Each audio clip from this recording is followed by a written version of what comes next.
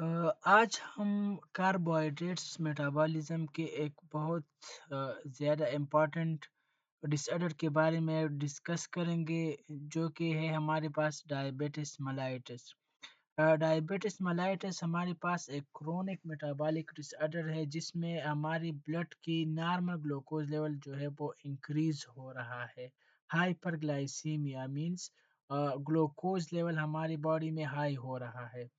अब अगर इसकी प्रिवेलेंस की बात करें तो ये हमारे पास कैंसर और हार्ट की जितनी भी बीमारी इसके बाद थर्ड जो है वो लीडिंग काज ऑफ डेथ है वर्ल्ड में। और हर साल जो है वो मिलियंस ऑफ पीपल जो है वो डायबिटीज से जो है वो अफेक्ट हो रहे हैं। डायबिटिस मेलाइटिस के हमारे पास कुछ टाइप्स है, तो इसमें टाइप 1 डायबिटिस मेलाइटिस अ, किस तरह होता है? तो टाइप 1 डायबिटिस मेलाइटिस ये हमारे पास एक ऑटो इम्यून डिजीज़ है, जिसमें क्या होता है कि हम जानते हैं कि ऑटो इम्यून डिजीज़ में हमारी बॉडी की सेल्स जो है वो अपने बॉडी की सेल्स को नहीं पहचान सकते, इस पर वो अटैक कर रहा है। तो इसमें ये होता है कि हमारे पास ब्लड ग्लूकोज लेवल जो है वो इंक्रीज़ होता है, इंक्रीज़ कैसे हो रहा है कि हमारे बॉडी के पैंक्रियाटिक सेल जो है ये हमारे पास ये कम हो रहे हैं या हमारे पास ये कंप्लीटली इसकी डिस्ट्रक्शन हो रहे हैं। तो जब इसकी डिस्ट्रक्शन होगी पैंक्रियाटिक बी सेल की तो इंसुलिन हमारे पास प्रोड्यूस नहीं होगा। तो जब इंसुलिन प्रोड्यूस नहीं होगा तो डेफिनेटली हमारे पास ब्लड में शुगर का जो लेवल है वो इंक्रीज हो जाएगा। अब इसके डायग्नोसिस हम चाइल्डहुड में भी कर सकते हैं, एडल्टहुड में भी कर सकते हैं। और इसकी जो ट्रीटमेंट है तो इसमें हमारे पास हम सारी ज़िंदगी इस बंदे को जो है वो इंसुलिन थेरेपी करेंगे। लेकिन टाइप 1 डायबिटिस मेलाइटिस हमारे साथ दुनिया में बहुत कम है।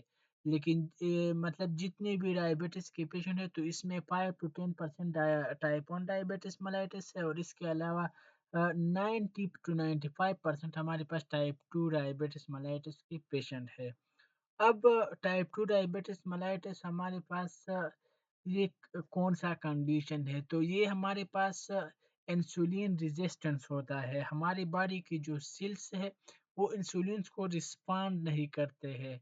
इंसुलिन तो प्रोड्यूस हो रहे हैं, लेकिन हमारे सेल्स इसको रिस्पॉन्ड नहीं कर रहे। अब इसकी जो है वो वजह क्या हो सकती है? तो अब इसकी वजह जो है वो मे बी रिसेप्टर्स में मसला हो सकते हैं या कुछ और मसला हो सकते हैं।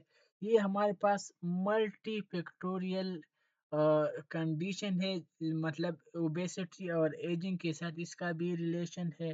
तो अब हम इसको किस तरह जो है वो अ, ट्रीट कर सकते हैं? तो इसके लिए हमारे पास लाइफ़स्टाइल मॉडिफ़िकेशन होगा, ओरल मेडिकेशन होगी और समटाइम इंसुलिन जो है वो भी हम इसमें ले सकते हैं। इस वजह से हम टाइप 2 डायबिटिस मेलाइटिस को जो है वो कुछ हद तक ट्रीट कर सकते हैं। तीसरा टाइप्स हमारे पास है गेस्टेशनल डायबिटिस। गेस्टेशनल डायबिटिस हमारे पास ड्यूरिंग प्रेगनेंसी प्रोड्यूस होता है, और ये मतलब कुछ जो है वो फैमिली हिस्ट्री इसके से भी रिलेटेड होता है, ओबेसिटी से भी रिलेटेड होता है। और ये सिर्फ वुमेन में मतलब ये डिसऑर्डर अपीयर होता है ड्यूरिंग प्रेगनेंसी।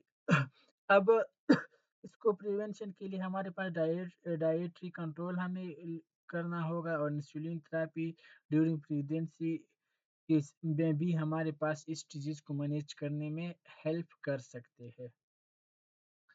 अच्छा जी, तो ये हमारे पास थे कुछ डायबिटिस की मेन टाइप्स। अब हम अगर इसकी क्लिनिकल प्रेजेंटेशन को हम देखें तो डायबिटिस के सिम्टम्स में हमारे पास जो सबसे कॉमन है वो है फॉलीयूरिया। इस कंडीशन में हमारे हमको बार बार यूरिन आ रहे होंगे, एक्सेसिव यूरिनेशन भी इसको हम कह सकते हैं। दूसरा हमारे पास है पोलिडेप्सिया, एक्सेसिव थर्स्ट हमें लगेंगे, बार बार पानी जो है वो हम पी रहे होंगे, और जब बार-बार पानी तो एक्सेसिव यूरिनेशन, पॉलीफेगिया हमें हंगर बहुत ज़्यादा लगेगा। अदर सिम्पटम्स में हमारे पास वेट लॉस होगा, fatigue, blood vision and slow wound healing, ये हमारे पास मेन सिम्पटम्स है हम डायबिटिस की। अब डायग्नोसिस हम किस तरह कर सकते हैं डायबिटिस की? तो डायबिटीज़ की डायग्नोसिस हम कुछ तरीकों से कर सकते हैं। सबसे पहले हमारे पास है फास्टिंग ब्लड ग्लूकोज़ टेस्ट। इस टेस्ट के लिए हमें मतलब रात से 12 घंटे तक हमें कुछ नहीं खाना होगा और जब हम कुछ नहीं होगा मतलब एक रात जो है वो हंगर हमें करना होगा। तो इससे हम फास्टिंग ब्लड ग्लूकोज़ टेस्ट कर सकते हैं। और जब हम फास्टिंग ब्लड ग्लूकोज़ टेस्ट करें और इसके लेवल हमारे पास 126 मिलीग्राम पर डेसीलीटर से लीटर से ज़्यादा आ रहे हैं तो हम इस कंडीशन में वो है हमें डायबिटीज़ वो इंडिकेट कर रहे हैं। दूसरा है ओरल ग्लूकोज़ टॉलरेंस टेस्ट। तो इसमें इस तरह होते हैं कि हम ग्लूकोज़ का जो लेवल है वो हम मेज़र करते हैं up to 2 hour consuming glucose solution. हम एक ग्लूकोज़ सॉल्यूशन लेंगे और इसके 2 घंटे बाद हम अपनी ग्लूकोज़ का लेवल जो है वो डिटरमाइन करेंगे। अगर हमारा ग्लूकोज़ लेवल जो है वो 100 मिलीग्राम पर डेसीलीटर से हाई होगा, तो हमें ये जो है वो कन्फर्म करते हैं कि ये जो है वो डायबिटिक है। अब तीसरा है HbA1c हीमोग्लोबिन A1c इसको भी हम कह सकते हैं। ये इस तरह से होता है इसमें हम एवरेज जो ब्लड ग्लूकोज़ लेवल है वो हम फ़ास्ट 2 टू 3 मंथ्स के वो हम देखते हैं और ये किस तरह होता है कि हम यहाँ पर ग्लूकोज़ के इंटरेक्शन हीमोग्लोबिन के साथ देखते हैं। एक नॉर्मल आरबीसी की जो लाइफ स्पैन है वो हमारे पास 120 डेज़ है। तो इसमें हम देखेंगे कि ये बंदा जो है वो 2-3 महीनों का जो ग्लूकोज इंटरेक्शन है आरबीसी के साथ वो हम देखते हैं। अगर रिजल्ट्स 5.7% है तो ये नॉर्मल है, अगर 6.5% या हायर है तो ये हमें डायबिटिक भी जो है वो इंडिकेट कर रहा है कि ये बंदा डायबिटिक है अगर 6.5 से हायर है। ट्रीटमेंट मैनेजमेंट की बात करें तो इस तरह कोई ट्रीटमेंट डायबिटीज़ की आज तक जो है वो नहीं है, लेकिन हम कुछ हद तक डायबिटीज़ को कंट्रोल कर सकते हैं। सबसे पहले लाइफ़स्टाइल मॉडिफ़िकेशन तो इसमें हम अपने डाइटरी कंट्रोल करेंगे, ज़्यादा चीज़ें जिसमें जो है वो शुगर ज़्यादा हो इस चीज़ों को हम नहीं खाएँगे। Carbohydrates, fats and protein, regular physical activity करेंगे और वेट मैनेजमेंट करें। ओरल मेडिकेशंस तो हम भी इस तरह जो है वो काफ़ी हद तक हमारे जो डायबिटीज़ जो ज़िंदगी है वो इम्प्रूव कर सकते हैं। अब डिफरेंट ड्रग्स हम इस्तेमाल करते हैं व्हिच इम्प्रूव इंसुलिन सेंसिटिविटी और reduce glucose production by the liver.